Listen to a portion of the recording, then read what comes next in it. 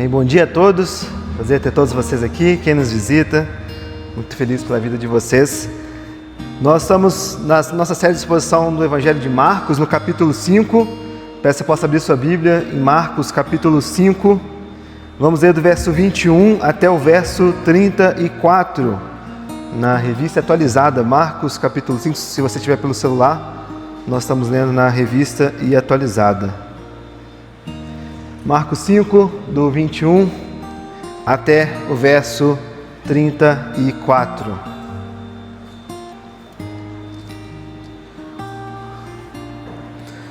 Diz o seguinte... Ô Igor, depois você distribui, por favor. Ah, você distribui, Paulo? Beleza. Tendo Jesus voltado no barco para o outro lado, afluiu para ele grande multidão, e ele estava junto do mar. Eis que se chegou a ele um dos principais da sinagoga, chamado Jairo, e vendo, prostou-se aos seus pés, e insistentemente lhe suplicou: minha filhinha está à morte, vem, impõe as mãos sobre ela, para que ela seja salva, e viverá. Jesus foi com ele. Grande multidão o seguia, comprimindo-o. Aconteceu que certa mulher, que havia 12 anos, vinha sofrendo de uma hemorragia, e muito padecera nas mãos de vários médicos, tendo despendido tudo quanto possuía, sem contudo nada aproveitar, antes pelo contrário, indo a pior. Tendo ouvido a fama de Jesus, vindo por trás dele, por entre a multidão, tocou-lhe a veste, porque dizia: se eu apenas lhe tocar as vestes, ficarei curada. E logo se estancou a hemorragia, e sentiu no corpo estar curada do seu flagelo. Jesus, reconhecendo imediatamente que dele saíra poder, virando-se no meio da multidão, perguntou: quem me tocou nas vestes? Respondeu-lhe os discípulos: vês que a multidão te aperta e dizes: quem me tocou? Ele, porém, olhava ao redor para ver quem fizera isso. Então a mulher, atemorizada e tremendo, côncia do que lhe se operara, veio, prostou-se diante dele e declarou-lhe toda a verdade. E ele lhe disse: filha, a tua fé te salvou, vai-te em paz e fica livre do mal. Vamos orar? Obrigado, Jesus, por esta manhã, obrigado por cada um que o Senhor trouxe aqui, ó Deus, para podermos compartilhar esse tempo juntos, Jesus. Pedimos que o Senhor tenha liberdade em nosso meio, que o Senhor fale aos nossos corações, que sua mensagem, ó Deus, encontre corações dispostos, abertos a realmente ouvi-lo, ó Deus, e ser transformado por sua palavra.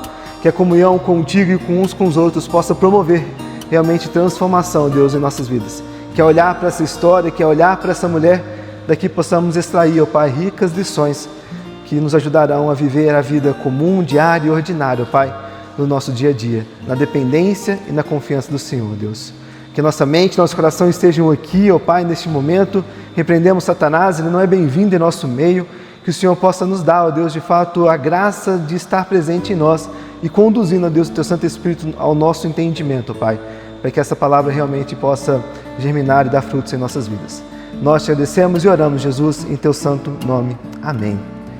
Crianças, nós temos aqui 3 meninos, olha só, para vocês, viu? Eles receberam aí uma folha bem legal, e nessa folha vocês têm uma multidão, Jesus e uma mulher, não é? Que vocês têm. Então, a história que a gente acabou de contar aqui agora é sobre uma mulher que ela tinha uma doença, e essa doença dela durou 12 anos. Quem é o mais velho dos meninos aqui? Acho que é o Noah. Quantos anos você tem, Noah? Você é o mais novo, né? Você tem 9 anos, olha só, você tem 9. Essa mulher que a gente acabou de contar aqui, ela viveu 12 anos com uma doença. Vocês acham que é muito tempo ou é pouco tempo, 12 anos? Muito tempo, realmente é muito tempo, né? E aí, sabe o que aconteceu com ela? Ela ouviu falar que tinha Jesus, e Jesus podia curar a vida dela. Jesus podia tirar dela essa doença que ela trazia com ela. E o que ela fez? Ela enfrentou a multidão e foi até o encontro de Jesus, e ela tocou em Jesus, e quando ela tocou em Jesus, ela foi curada. Sabe, meninos, o que essa história nos ensina? Os adultos também, né? Que Jesus vê pessoas que os outros não veem. Jesus olha e consegue enxergar aqueles que os outros não enxergam. E Jesus cuida de pessoas que estão tristes, que estão doentes e que carecem do cuidado dele. E de Jesus recebe quem chega até ele com fé. Então esse texto, essa folha que vocês receberam é justamente contando sobre essa história de alguém que Jesus recebeu, mesmo doente, mesmo carecendo, e com fé que Jesus podia curá-lo. Bom, faça um belo colorido dessa história, dessa pregação, dessa história que nós acabamos de contar. E para os adultos, não menos interessante, nós estamos no capítulo 5 de Marcos, e como a gente falou domingo passado, o capítulo 5 ele é construído com muito cuidado, queridos. O capítulo 5 de Marcos não é apenas uma sequência de milagres que nós vamos observar de Jesus. Nós temos aqui, Marcos está nos mostrando que Jesus tem autoridade sobre realidades que parecem impossíveis ao ser humano. Semana passada nós falamos do Gerazeno, que o demônio havia espíritos imundos habitando nele, e esses espíritos foram expulsos através da autoridade de Jesus Cristo. Agora Jesus ele volta para o outro lado do mar. Ele foi para lá justamente para encontrar com este homem. Agora ele volta para o outro lado do mar, para uma região judaica. E Marcos apresenta outras duas situações impossíveis. O texto que nós acabamos de ler: uma mulher que sofria há 12 anos com um fluxo de sangue e uma menina que estava à beira da morte.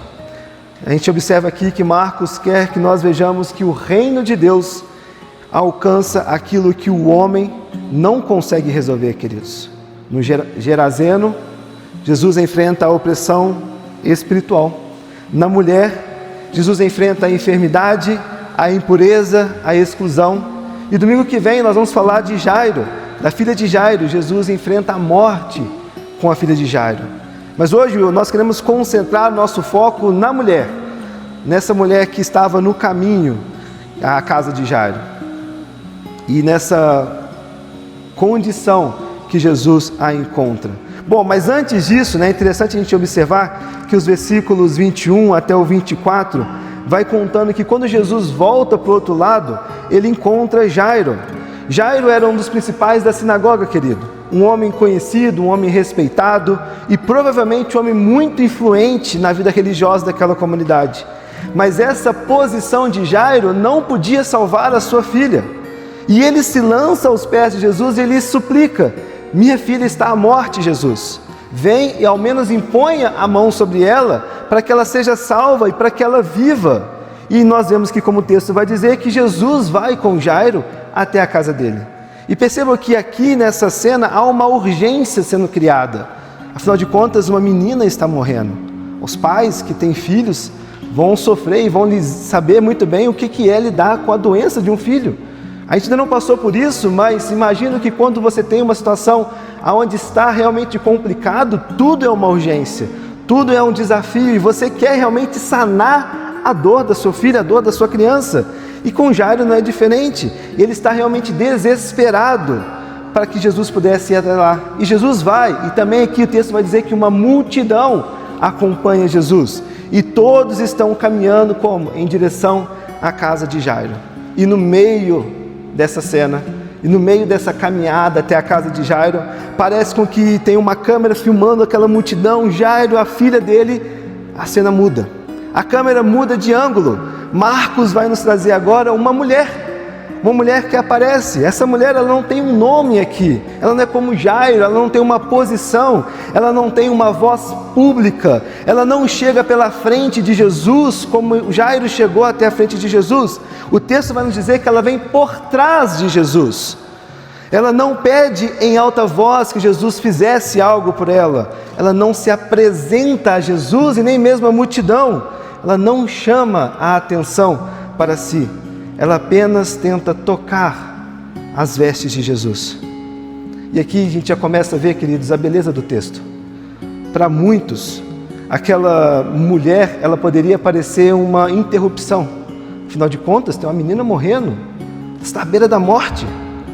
Para Jairo, então, quando ele depara que Jesus para poder atender aquela mulher, aquilo poderia parecer um atraso insuportável para Jairo. E para a multidão, tanto faz, tanto fez, é mais uma no meio da multidão tentando tocar Jesus. Mas para Jesus, queridos, é diferente. Aquilo não era uma interrupção para Jesus. Era alguém a ser curada, restaurada e chamada pelo nome que a graça lhe daria: filha.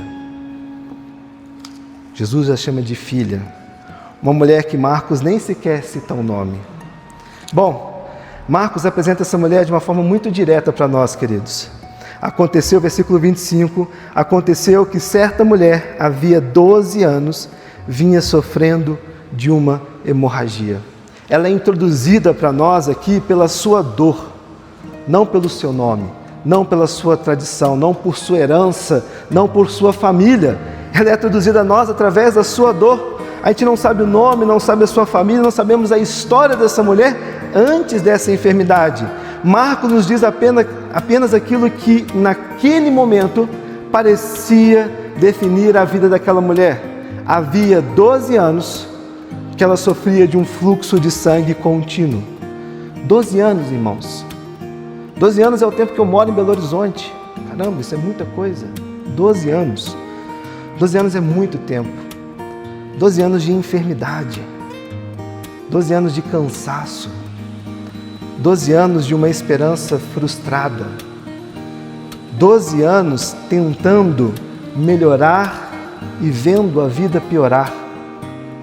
12 anos em que o corpo dela se tornou um lembrete para ela diário de que algo estava profundamente errado. Não são 12 dias, 12 semanas, são 12 anos, irmãos. Isso é muito tempo.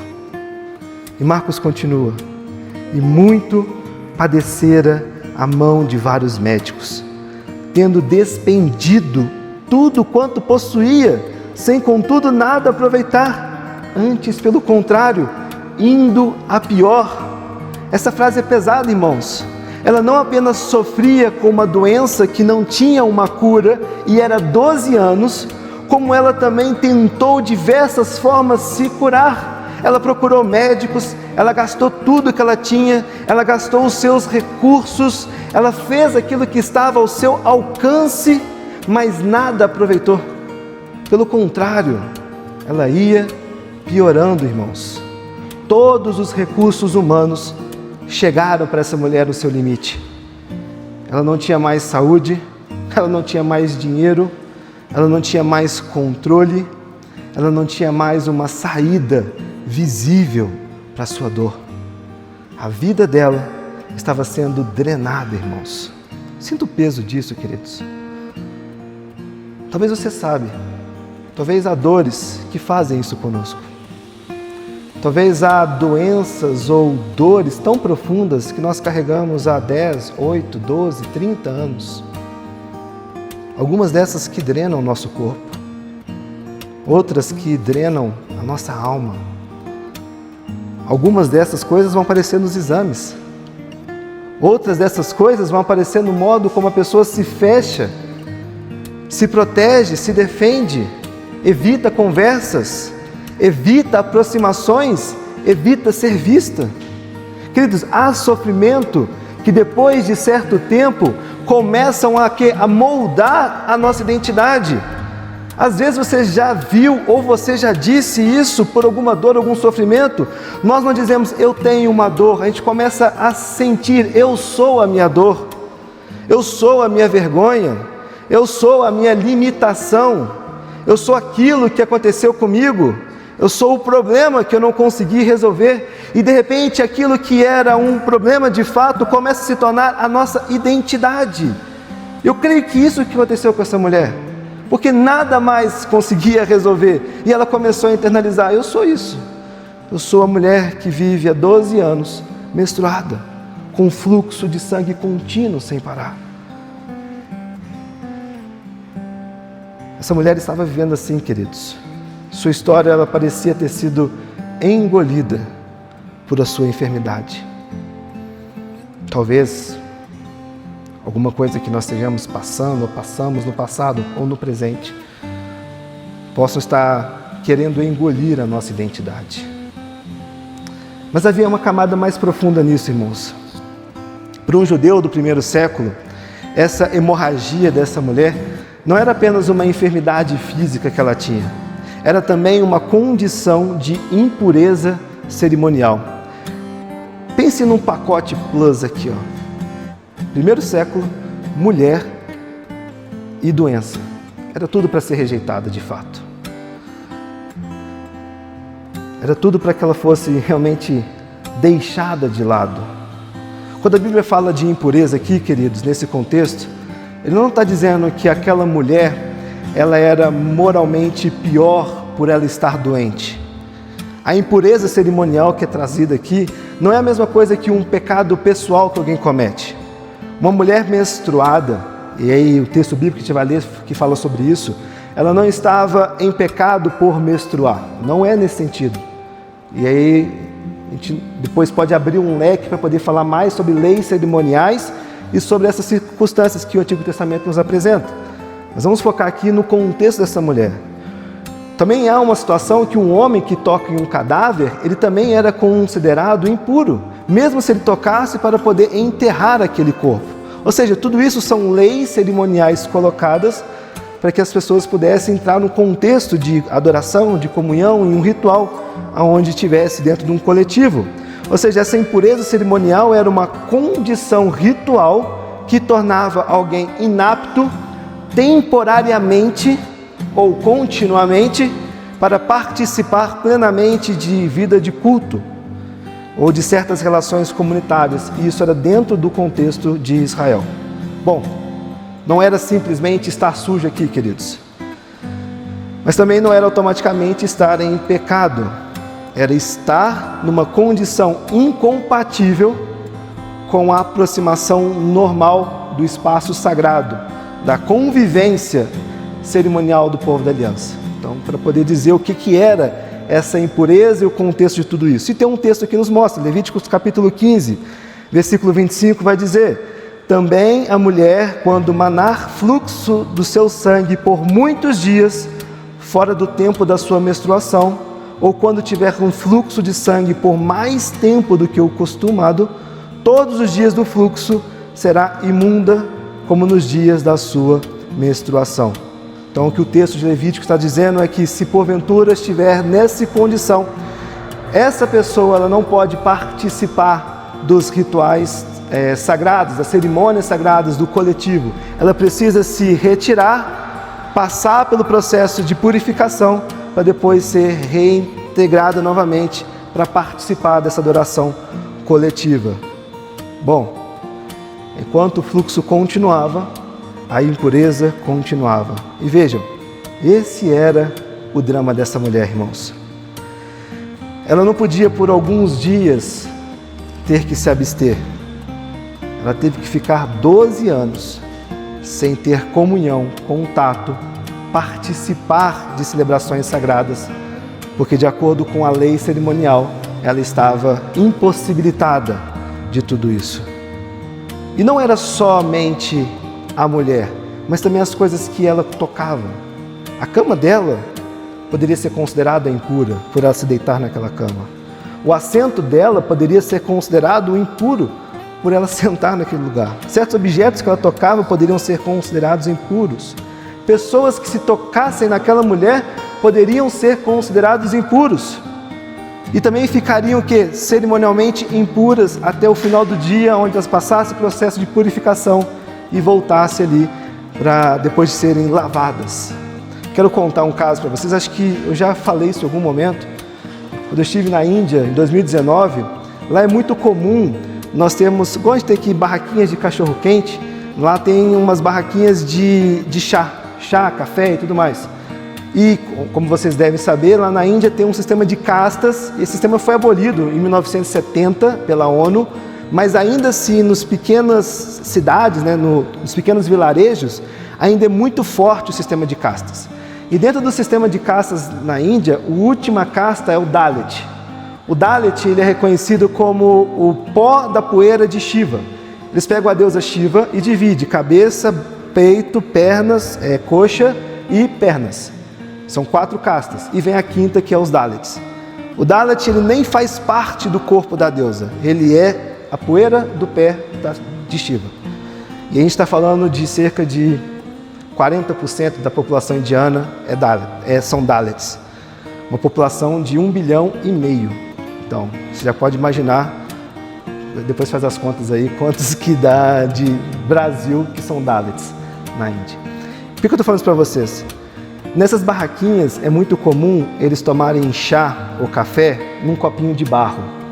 E quando você toma, você pega aquele copinho, joga no chão e quebra, para que não ocorra o risco de você tomar um chá ou um café no mesmo copo de um Dalit.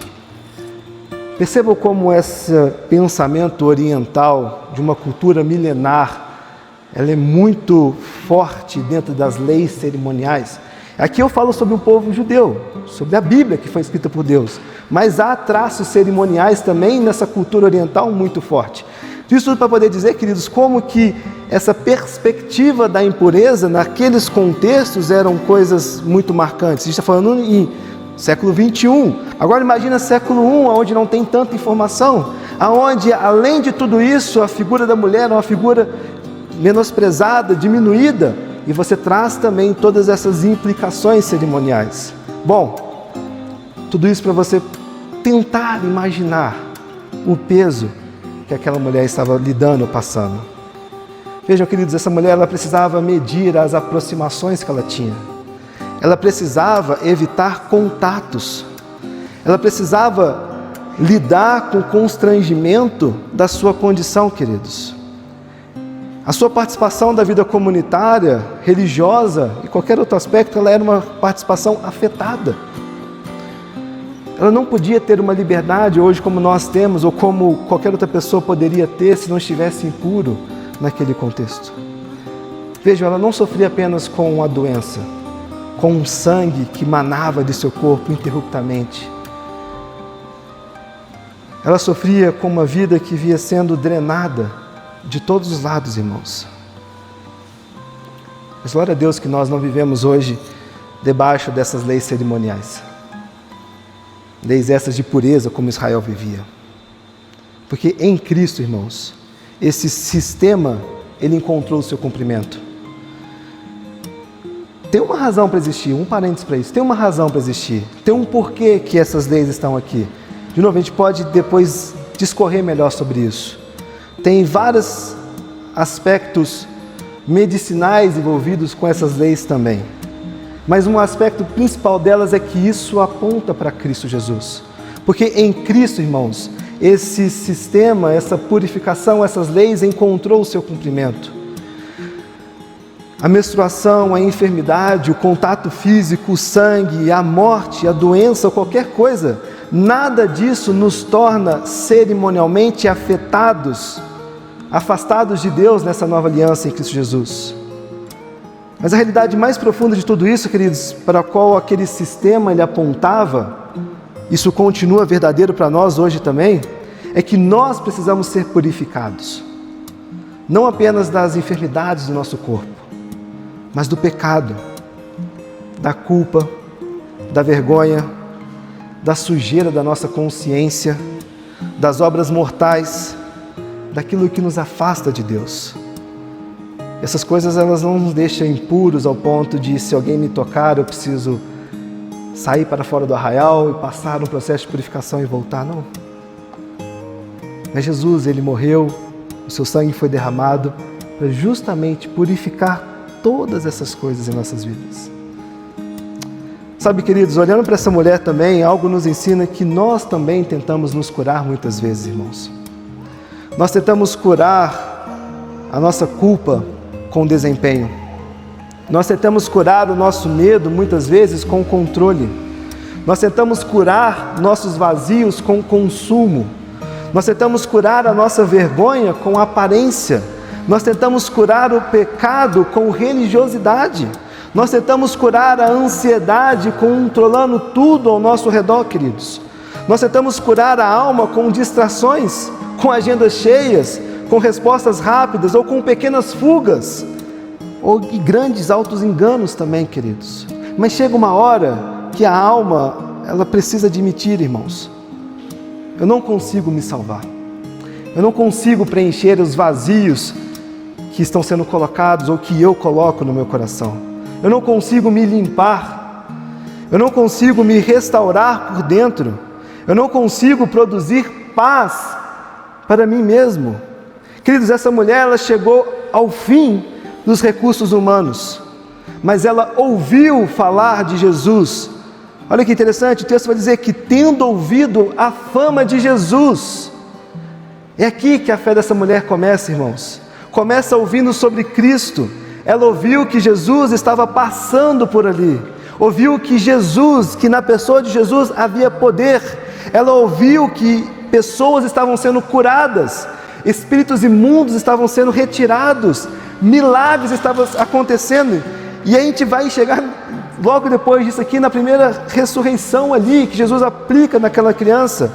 Ouvi aqui, queridos, uma misericórdia. Ela ouviu que havia misericórdia de Jesus sendo derramada.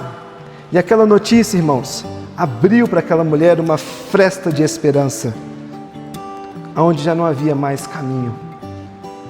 Por isso, irmãos, a igreja, eu e você, nunca podemos parar de anunciar Cristo Jesus. Porque há pessoas que não precisam primeiro de uma técnica para viver melhor. Elas precisam ouvir que Jesus é poderoso e compassivo. Elas precisam ouvir que Jesus recebe gente quebrada, como recebeu eu e você. Elas precisam ouvir que Jesus não afasta os impuros. Elas precisam ouvir que Jesus, que na pessoa de Jesus, a graça para quem já gastou tudo e só piorou. E aquela mulher ouviu falar de Jesus e ela foi até o encontro de Jesus. Tendo ouvido a fama de Jesus, vindo por trás dele, por entre a multidão, tocou-lhe as vestes, porque dizia: se apenas lhe tocar as vestes, ficarei curada. Percebam, queridos, que a aproximação daquela mulher é uma aproximação cheia de tensão, porque traga aqui à mente tudo que a gente veio falando sobre ela: mulher impura, fluxo, multidão, leis cerimoniais, um tanto de coisa. E também veja um contraste aqui, é interessante esse contraste. Jairo se prostra na frente de Jesus. Jairo dobra os seus joelhos e diz: Jesus, vai na minha casa. Ele fala, ele se posiciona, ele mostra. Jairo tem voz, Jairo tem posição aqui para poder pedir a Jesus uma coisa, um pedido aberto na frente de vários. Mas essa mulher não, queridos. Ela vem por trás, no meio da multidão, sem anunciar: opa, dá licença, estou passando, sou impura, sem querer ser percebida. Isso faz sentido, queridos, porque ela era impura, sua identidade para ela já era dessa forma. Ela deveria evitar o contato, mas algo acontece de forma diferente. Ela entra no meio da multidão, ela vai se comprimindo no meio da multidão. As pessoas esbarraram nela e ela esbarrou nas pessoas. E ela se aproxima de Jesus para tocar as vestes de Jesus. Essa caminhada até Jesus era para essa mulher uma travessia de medo, irmãos. Medo de quê? De ser reconhecida, medo de ser repreendida, medo de ser exposta, medo de ser linchada, medo de ouvir que ela não deveria estar ali, medo de contaminar os outros, medo de que sua vergonha viesse a público. Mas mesmo assim ela vai. A fé dela não aparece aqui como uma fé elegante, e também não é uma fé segura em si mesma. Não é uma fé com um discurso pronto, não é uma fé que chega dizendo tudo corretamente. Pelo contrário, ela chega por trás, em silêncio, tremendo, mas ela chega até Cristo Jesus. Queridos, quantas vezes ouvimos que só podemos ir a Cristo quando nós estivermos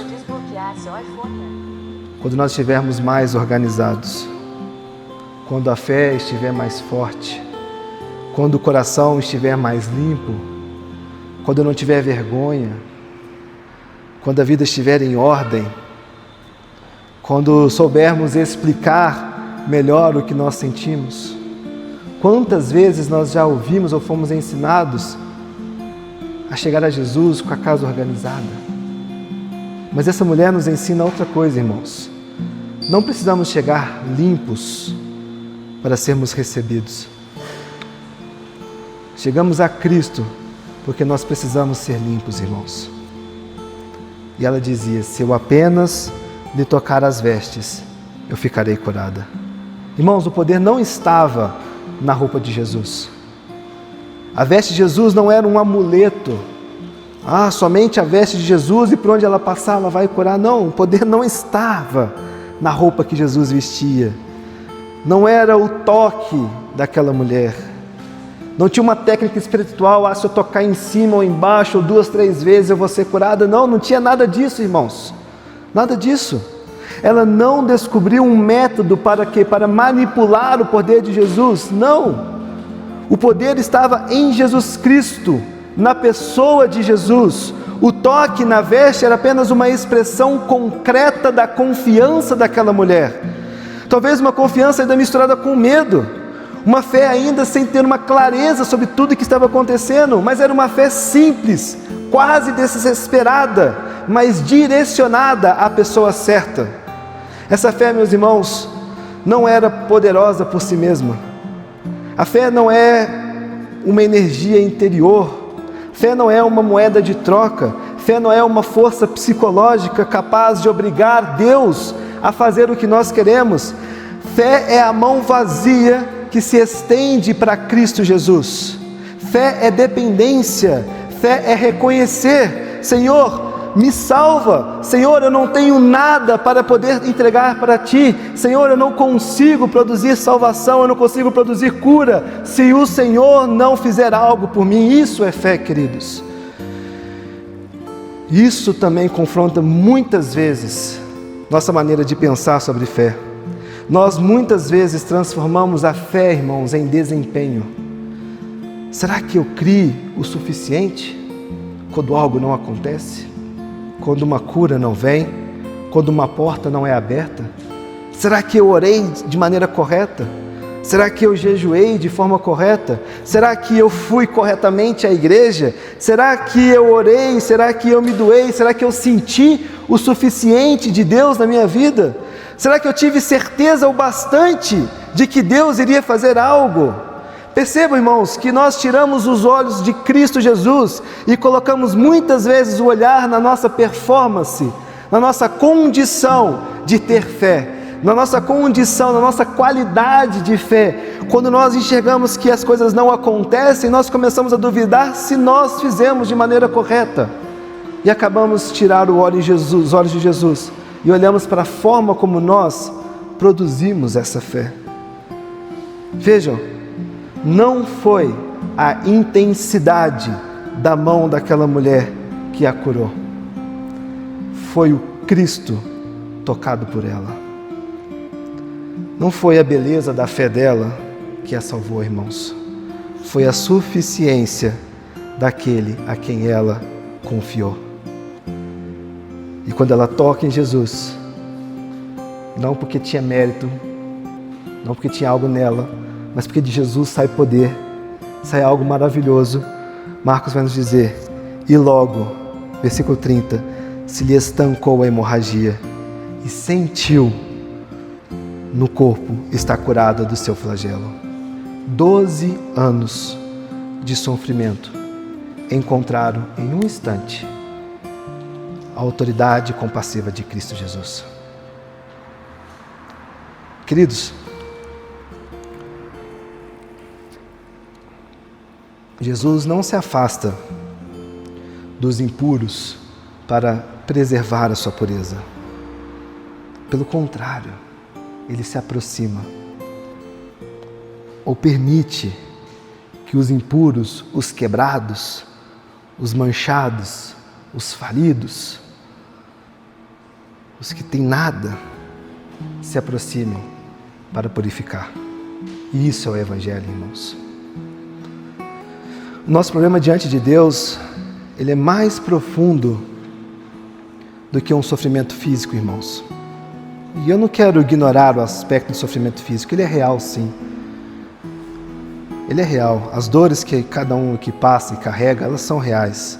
As doenças que talvez você possa ter, ou que você já teve, ou que possa vir no futuro, ou de pessoas queridas, elas são reais sim. Mas o nosso problema diante de Deus é muito maior do que qualquer dor física.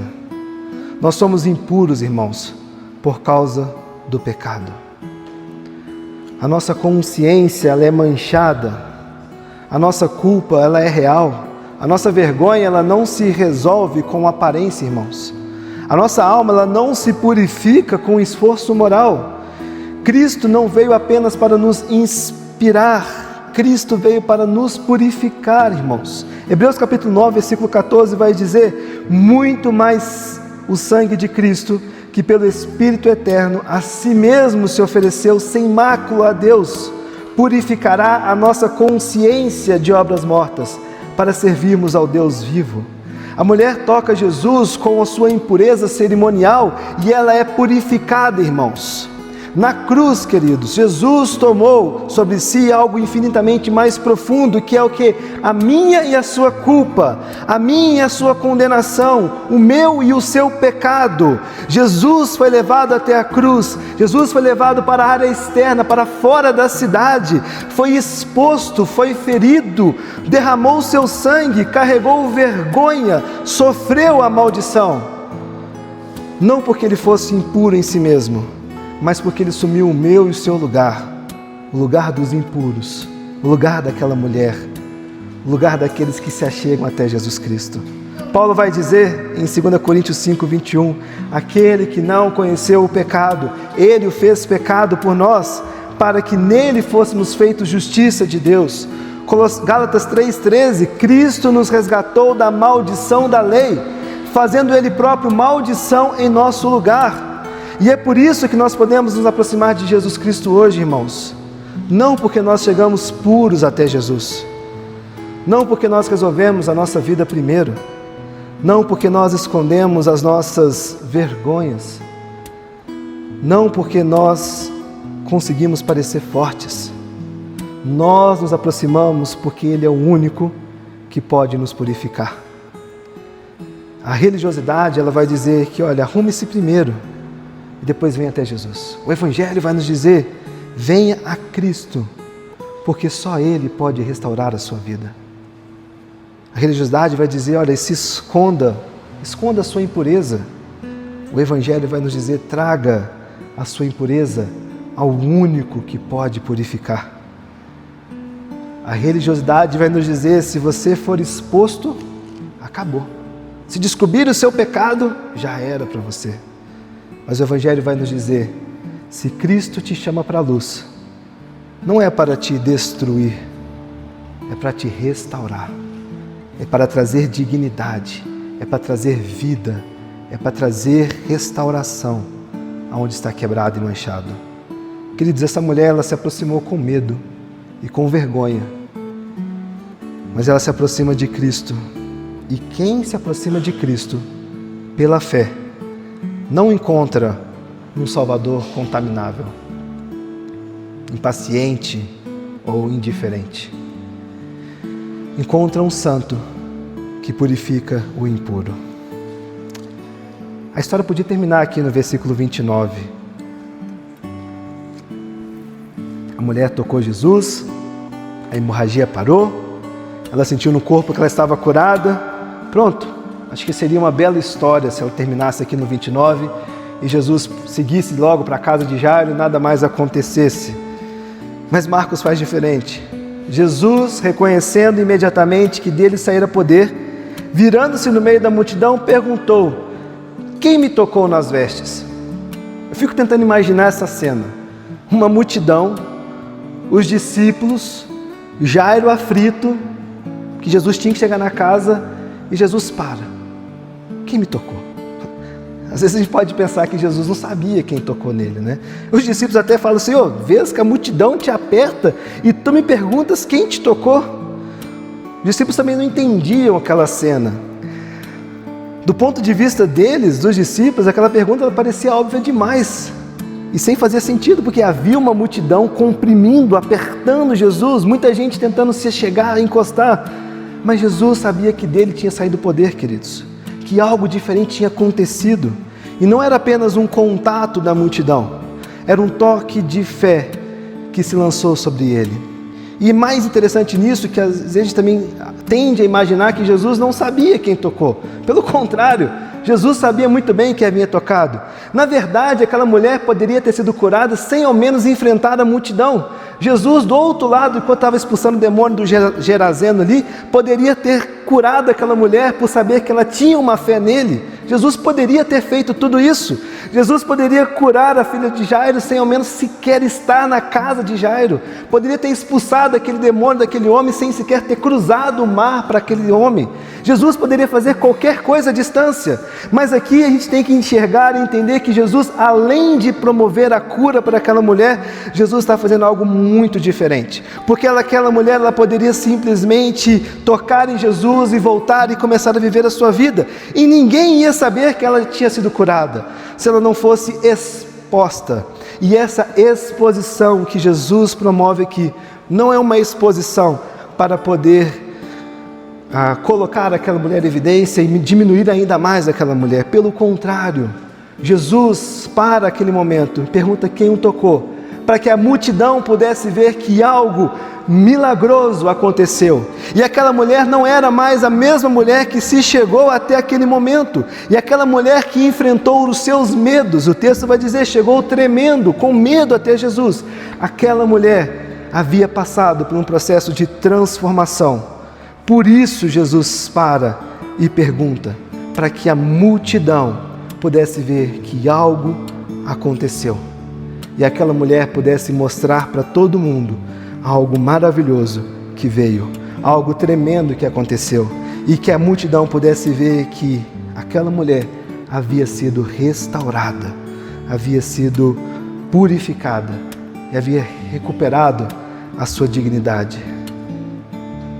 Quando Jesus pergunta quem tocou, o texto vai dizer, versículo 31, versículo 33, então a mulher atemorizada e tremendo, côncia de que nela se operara, veio, prostou-se diante dele e declarou-lhe toda a verdade. Essa mulher também poderia ter ido embora. Ela poderia nem sequer ter dito, oh, fui eu, Jesus, não. Ela viu, ela entendeu, ela sentiu que algo extraordinário havia acontecido. E ela se prostra aos pés de Jesus, tremendo, com medo de que algo pudesse acontecer. Com medo também, interessante pensarmos que a reação que poderia vir. Talvez ela poderia pensar, você não deveria ter me tocado, ou a multidão lixasse aquela mulher, ou ela ouvisse alguma condenação de Jesus, ou ela esperasse alguma vergonha pública por ter feito aquele ato. Mas é completamente diferente, irmãos. Jesus responde para ela no versículo 34, filha. Queridos, uma mulher que chegou identificada por uma doença, por uma coisa sem cura, agora é chamada de filha. Vejam a beleza do Evangelho. Vejam o poder transformador do Evangelho. Até aqui ela era certa mulher, agora ela é filha.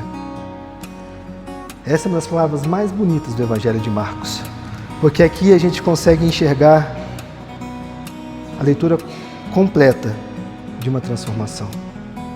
Jesus faz a mesma coisa comigo e com você, irmãos. Quando nós nos chegamos até a sua cruz, pecadores, impuros, carregando nossas mazelas, nossas dores, nossas lutas, quando nos achegamos com fé, tremendo ou não, mas sabendo que somente Ele pode restaurar as nossas vidas, nós somos chamados de filhos. Nós somos chamados de filhos amados. Nós recebemos o toque do Espírito, a boa mão de Deus nos tirando do lamaçal do pecado e nos proporcionando uma oportunidade de viver a vida de uma forma diferente. Antes uma vida totalmente destruída, sem sentido, sem razão de viver, e agora uma vida restaurada. Filha, a tua fé te salvou. Vai-te em paz e fica livre do teu mal. Jesus disse para ela: olha, vai em paz. Nada mais vai te acontecer, porque a sua fé, não o seu ato de me tocar, mas a sua fé de que somente eu poderia te curar, essa fé te salvou. Vá em paz, viva a vida, recupere esses 12 anos que você perdeu, viva a vida que viva a vida que tudo isso te roubou e experimente agora essa vida pela graça que está sendo promovida a você, porque você foi livre do teu mal. Queridos, ela veio buscar cura e ela recebeu muito mais.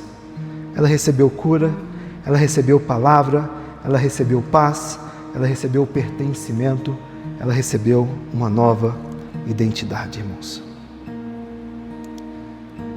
Fazendo isso para nós, queridos, e pensando um pouco sobre esse texto, Cristo ainda nos chama a experimentarmos uma cura física? Eu creio que sim, irmãos.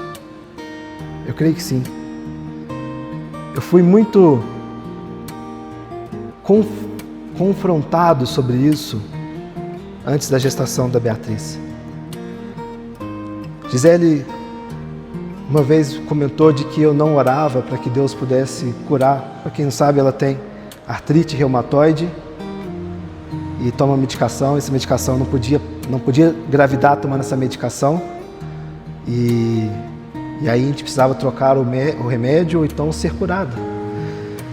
E muitas vezes a minha oração era para que Deus pudesse trazer paz para o coração dela e para que ela pudesse entender os desígnios de Deus. E está correta essa oração, eu acredito nisso também. Mas não orava para que Deus pudesse derramar cura sobre a vida dela. De novo eu volto na Índia, nesse mesmo período, acho que eu já contei isso algumas vezes. Eu deparei com duas situações.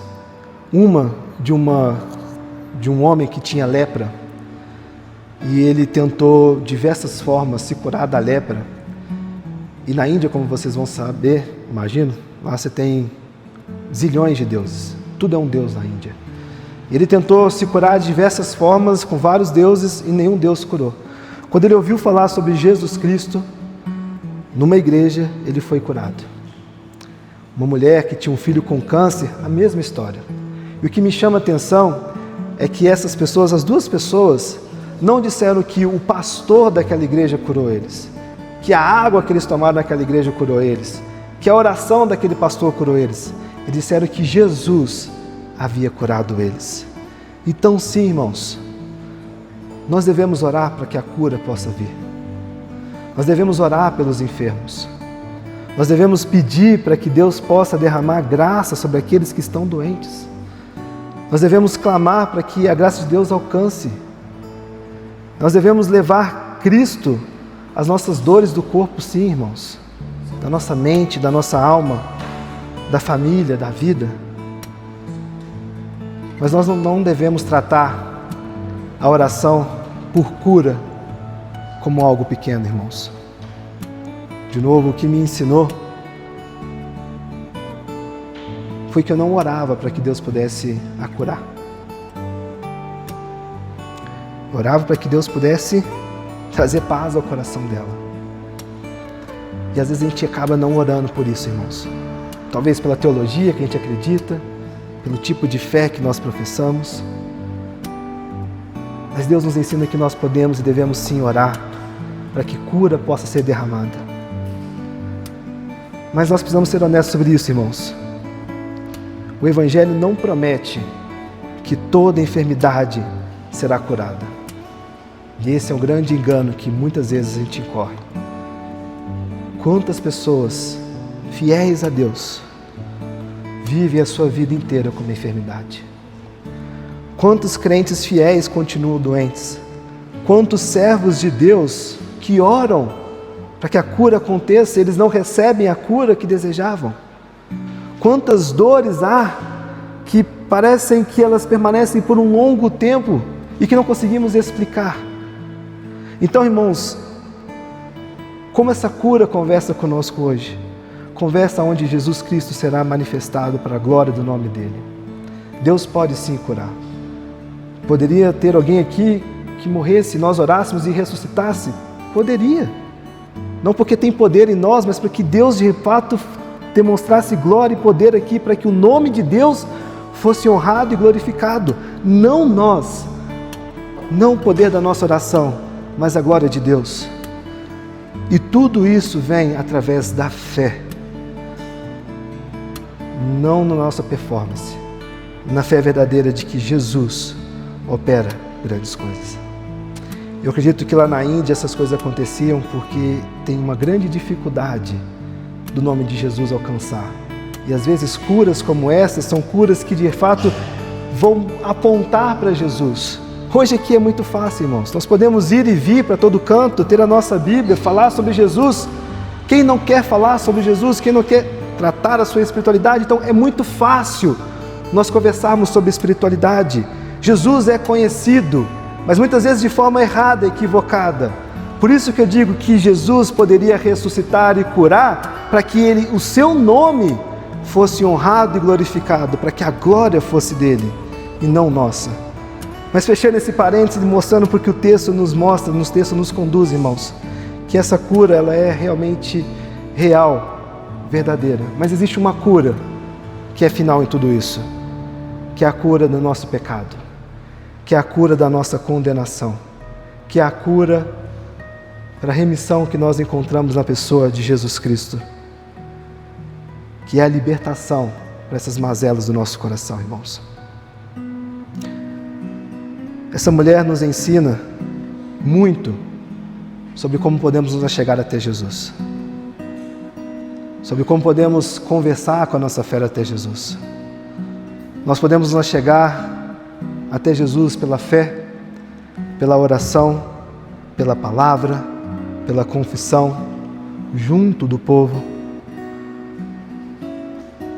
Podemos nos chegar porque Jesus derramou o seu sangue para purificar-nos dos nossos pecados. E ali nós encontramos esperança. A grande cura dessa mulher não foram os 12 anos. A grande cura dessa mulher foi o que Jesus disse: filha, a tua fé te salvou, vai-te em paz. Os 12 anos de hemorragia é um pequeno detalhe da história dela. A grande cura é que ela encontrou a salvação em Jesus Cristo. E essa é a grande cura que nós podemos encontrar, queridos. De novo, as nossas dores, as nossas doenças, elas são reais. Elas machucam, elas nos consomem, elas nos desgastam. Mas a grande cura que nós encontramos é sermos chamados de filho e filha e termos a salvação viva em Jesus. O Evangelho diz: venha a Cristo, porque só Ele pode purificar você. E venha, irmãos, venha com a fé pequena, venha tremendo, venha cansado, venha sem saber explicar, venha sem posse, venha sem currículo, venha sem tentar negociar com Jesus. Só venha. Enfrente o que for e vá até Jesus, para que possamos ouvir: filho, filha, a tua fé te salvou. A sua história foi redesenhada, ressignificada na pessoa de Jesus Cristo. Vamos orar? Obrigado, Jesus, por essa manhã. Obrigado por sua palavra, Deus. Obrigado por sua graça. Obrigado, Deus, por nos convidar com muita graça para nos chegarmos até a Ti. Que possamos, Deus, de fato ouvir como essa mulher: filho, filha, a tua fé te salvou, vai-te em paz. Que essa verdade, ó Deus, reverbere em nossos corações. Que ao lidarmos, ó Pai, com nossas angústias, sofrimentos, traumas, dores, essa verdade possa realmente governar, reverberar nossas vidas, ó Pai. Nós te agradecemos, ó Deus, por sua mensagem, que ela é viva e que é real, porque somente em Ti, Jesus, nós podemos encontrar essa esperança. Obrigado, Deus, em Teu santo nome nós oramos. Amém.